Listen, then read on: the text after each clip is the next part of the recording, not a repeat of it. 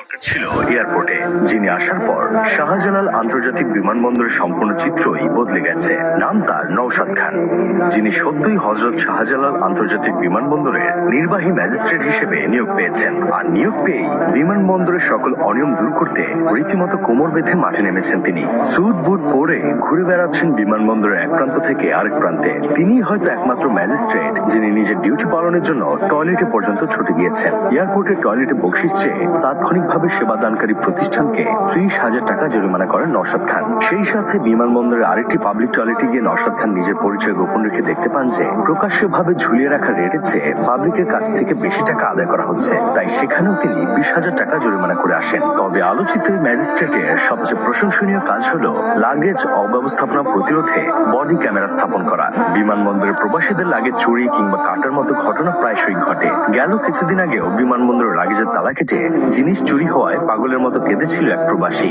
তবে সেই সমস্যা স্থায়ী ইতি টানতে এবার লাগেজ ব্যবস্থাপনায় নিয়োজিত কর্মীদের গায়ে বডি ক্যামেরা স্থাপন করেছেন নওশাদ খান। এই বডি ক্যামেরাগুলোতে 90 দিন পর্যন্ত ফুটেজ সংরক্ষিত থাকে, যার ফলে কোনো কর্মচারী যদি প্রবাসীদের লাগেজ নিয়ে কোনো গরমিল করেও সেটা সেই বডি ক্যামেরায় ধরা পড়ে যাবে। আর এই বডি ক্যামেরা মনিটরিং এর দায়িত্বে থাকবেন বিভিন্ন ঊর্ধ্বতন কর্মকর্তা ও ম্যাজিস্ট্রেট, যার ফলে বিমানবন্দরের লাগেজ নিয়ে যাত্রীদের ভোগান্তি ও হয়রানি অভূতপূর্ব হারে কমে আসবে।